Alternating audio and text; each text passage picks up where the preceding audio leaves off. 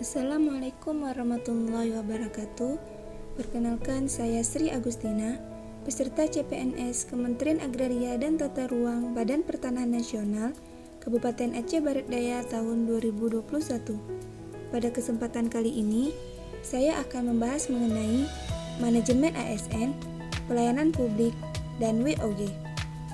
Manajemen ASN membahas mengenai kedudukan, peran, hak dan kewajiban, serta etika ASN.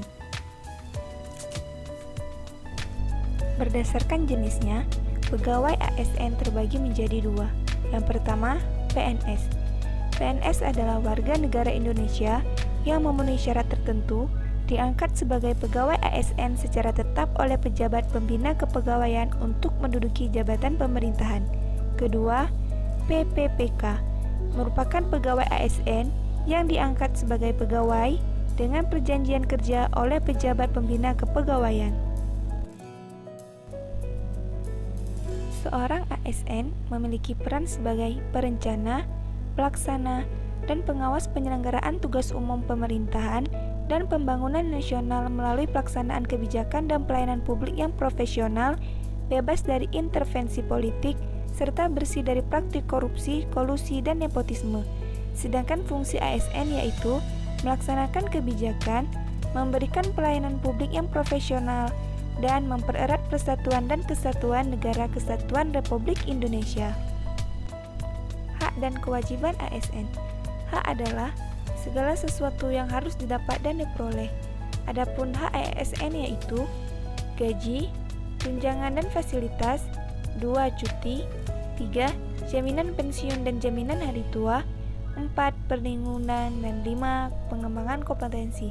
Adapun hak PPPK adalah gaji dan tunjangan, cuti, perlindungan, serta pengembangan kompetensi. Pelayanan publik.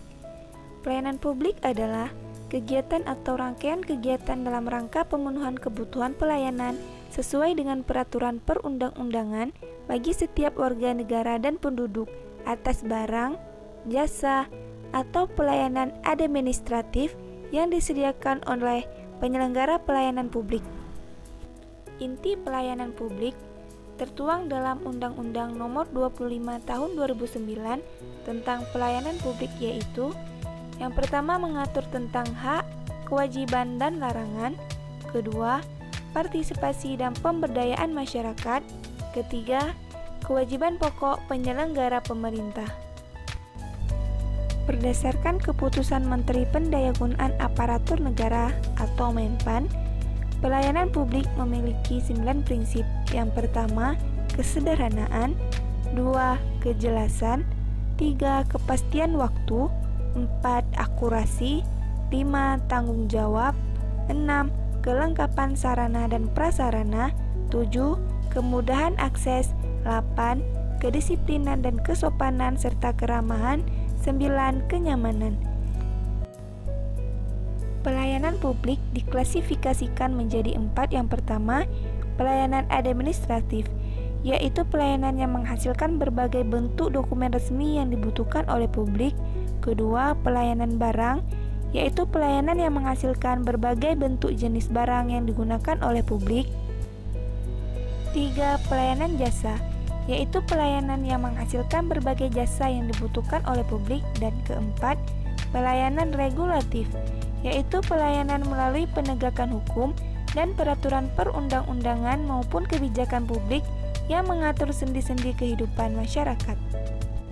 Pembahasan yang terakhir yaitu WOG.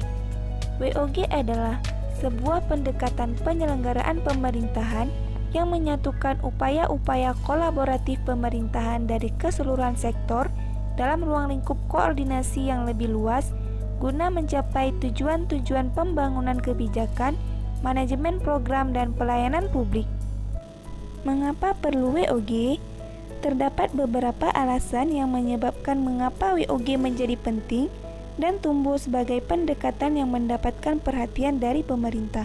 Yang pertama, dorongan publik untuk kinerja good governance. Yang kedua, keberagaman. 3. Perkembangan teknologi dan informasi. Keempat, egosentral dan siologisasi. meningkatnya kebutuhan dan kritis masyarakat terhadap pelayanan publik pada birokrasi tentunya membuat pemerintah harus segera melakukan reformasi. Maka dari itu, tujuan WOG yaitu yang pertama, pembangunan kebijakan, yang kedua, manajemen program, dan yang ketiga, pelayanan publik. WOG dalam pelayanan publik diklasifikasikan menjadi 4. Yang pertama, pelayanan yang bersifat administratif, yang kedua, pelayanan jasa, ketiga, pelayanan barang, dan yang keempat, pelayanan regulatif. Adapun tantangan praktek WOG, yaitu yang pertama, kapasitas SDM dan institusi. Perbedaan kapasitas ini bisa menjadi kendala serius ketika pendekatan WOG. Misalnya, mendorong terjadinya merger atau akuisisi kelembagaan, di mana terjadi penggabungan SDM dengan kualifikasi yang berbeda. Kedua, nilai dan budaya organisasi. Seperti halnya kapasitas SDM dan institusi, nilai dan budaya organisasi pun menjadi kendala, manakala terjadi upaya kolaborasi sampai dengan penyatuan kelembagaan. Ketiga, kepemimpinan. Kepemimpinan menjadi salah satu kunci penting dalam pelaksanaan WOG. Kepemimpinan yang dibutuhkan adalah kepemimpinan yang mampu mengakomodasi perubahan nilai dan budaya organisasi serta meramu SDM yang tersedia guna mencapai tujuan yang diharapkan. Sekian pembahasan singkat dari saya mengenai manajemen ASN, pelayanan publik, dan WOG. Terima kasih, semoga bermanfaat. Assalamualaikum warahmatullahi wabarakatuh.